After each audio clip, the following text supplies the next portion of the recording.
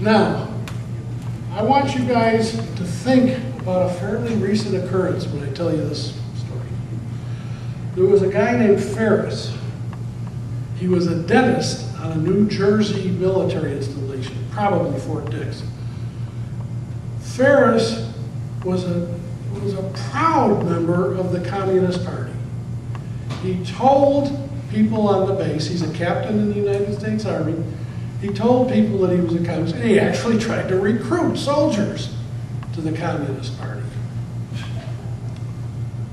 Ferris received a promotion to the rank of Major. Major Hassan. Major Hassan. A guy that there was no business promoting him, just like Captain Hassan, who became Major Hassan. The Army promotes him.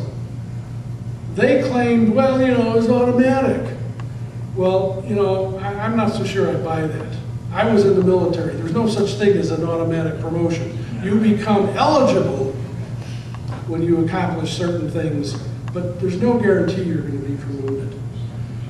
Well, about the time that McCarthy found out about Ferris, guess what the Army did?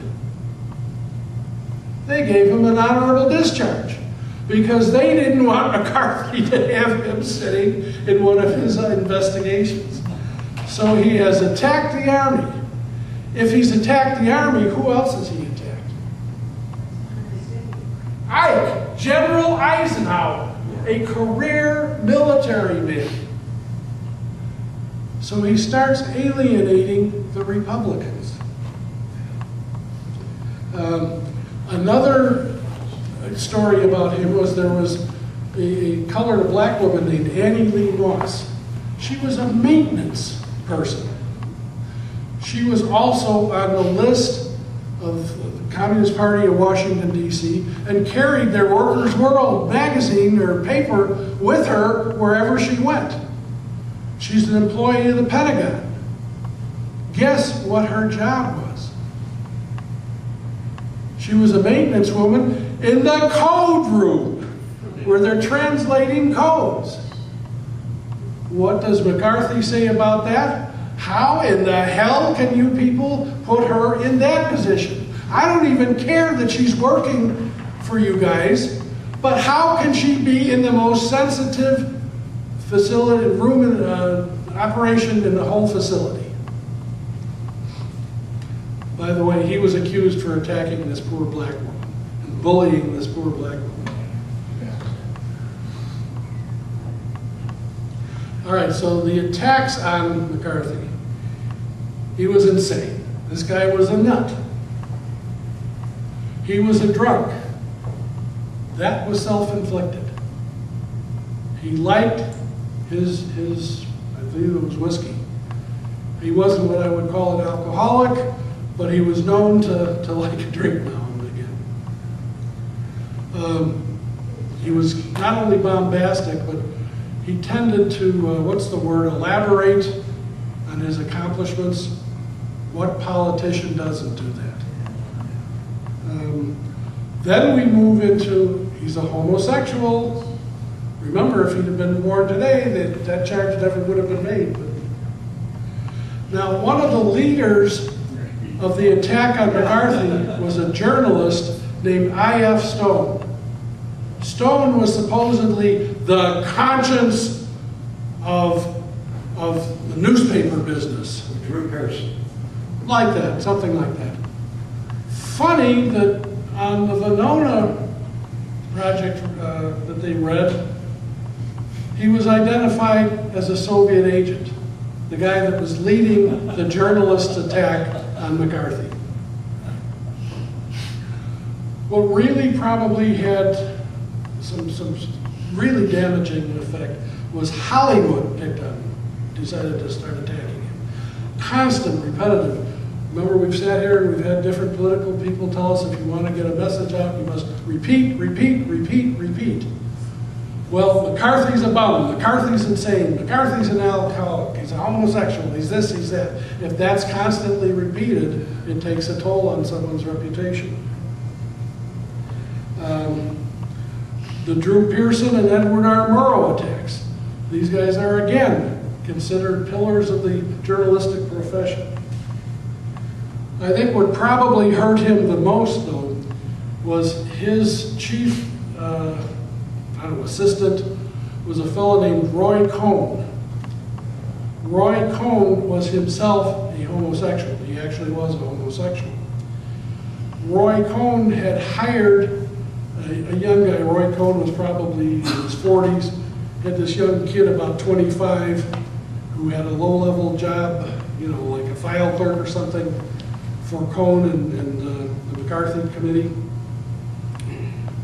Cohn's sexually attracted to the kid, who is also a homosexual. The kid gets a draft notice. David Schein, that's his name.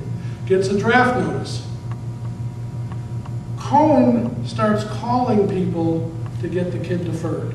McCarthy never called anybody, but Cohn's calling a who's who of people in Washington about this draft notice.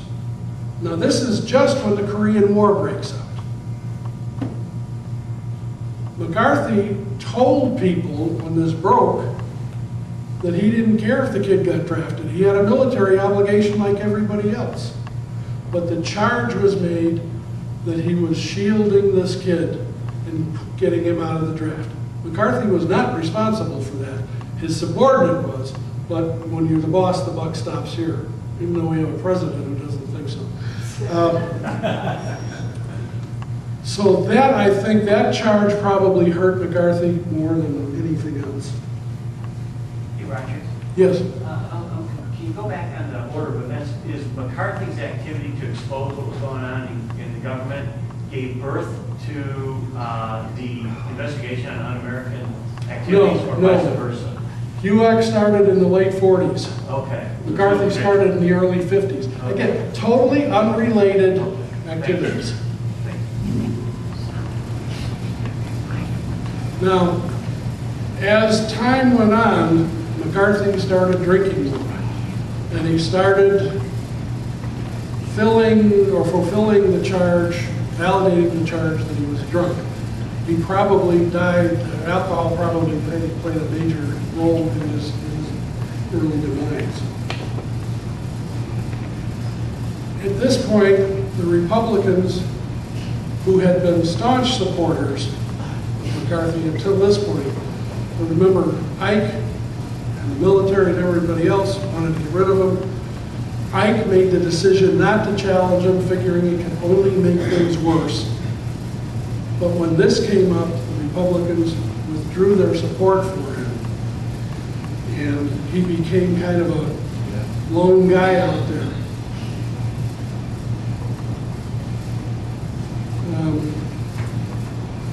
The Senate actually censured him. I think they've only done that to 2 or 3 senators in the history of the Senate, but they censured him for his tactics. This continued his downward spiral. He stayed in the Senate, but he died. He was not quite 50 when he died in 1957. And again, the alcoholism played a major role. There's one more thing that I want to tell you about his legacy. Some of you may have heard the story, Senator, have you no decency? During one of his committee meetings, Roy Cohn was questioning a fellow named Welsh, who was the attorney for certain Democrats in this whole thing. And Welsh kept asking Cohn to name names, even though Cohn's supposedly in charge, and Cohn wouldn't do it. So then Welsh switches the topic to who should be under surveillance by the FBI, military intelligence, or whatever. And Cohn says, look, I leave that to the FBI, the military. They'll take care of that. Welsh kept browbeating him. McCarthy got mad. McCarthy stops Cohn in mid-sentence and says to Welsh, you're wondering who should be under surveillance. Sir, you should probably check your own staff. You have a young man named Fisher on your staff who is a known member of a communist unit. Welsh is kind of beside himself.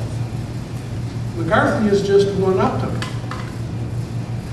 This guy Fisher was probably some, college or law school thing where he was in the Communist Party. He was never active in terms of being an agent or anything like that. But he was a member of a legal group also that represented communists. Some people think Welch was was ready for this question.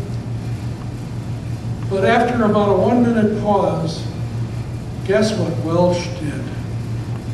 They do it on Oprah a lot. He started crying. And whimpers out, "Senator, have you no decency?" The press picked up on that and went wild. McCarthy's comment was absolutely correct. But the press took that to nail him as this rotten SOB that abused his position, abused the political process in untold ways.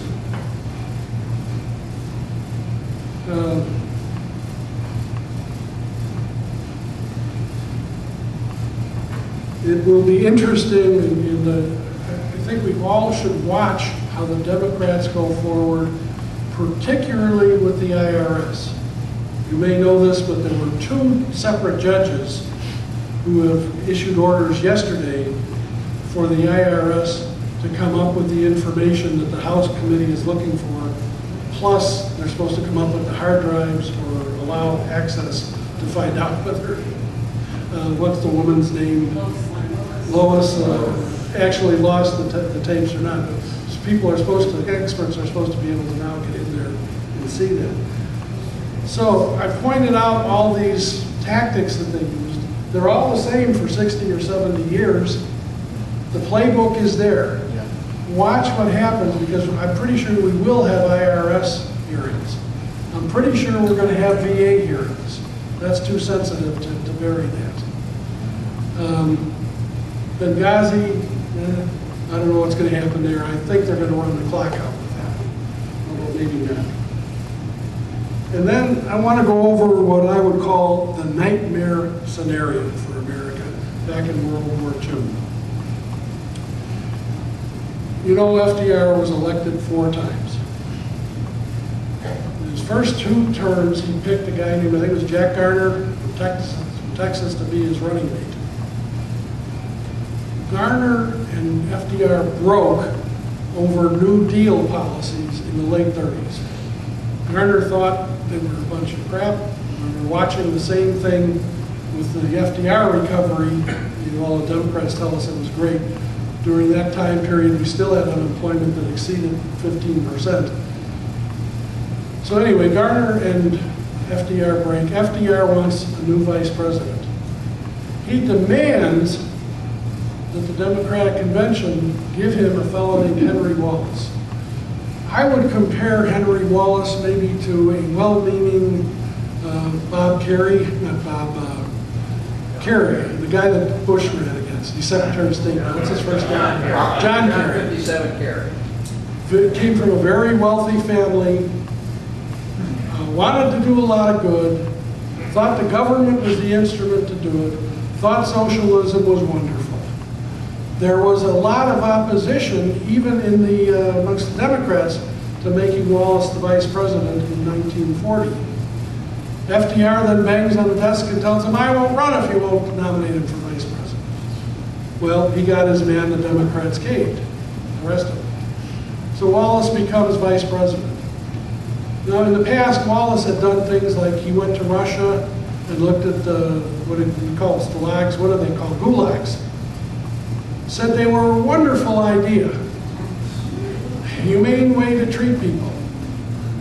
Their industrial program was falling on its face. Tells people that they're making a wonderful progress. So he was infatuated with the Soviet system. By 1944, the complaints were so great about Wallace that they told FDR, no, you cannot have him. FDR caved to them this time. But stop and think for a minute. If he had continued, if Wallace had continued as the vice president, two of his best friends in the FDR administration were Alger Hiss and Harry Dexter White. Alger Hiss from the State Department, Harry Dexter White from the Department of Treasury.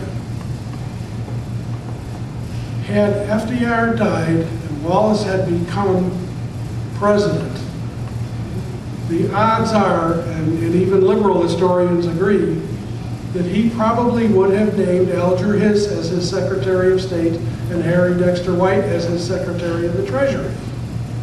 So we'd had a fool and two communists in the three top positions of American government. But luckily, Truman got in the picture, and as much as I don't understand his defense of Alger Hiss, I still rate Truman one of the best presidents we've ever had. And I think we were well served with Truman. Well, that's my story. I wanted to present this to you and kind of watch what happens as we go forward with government investigations. Because the pattern is there, and I think maybe this will allow you to understand what they're doing a little better. Thank you very much.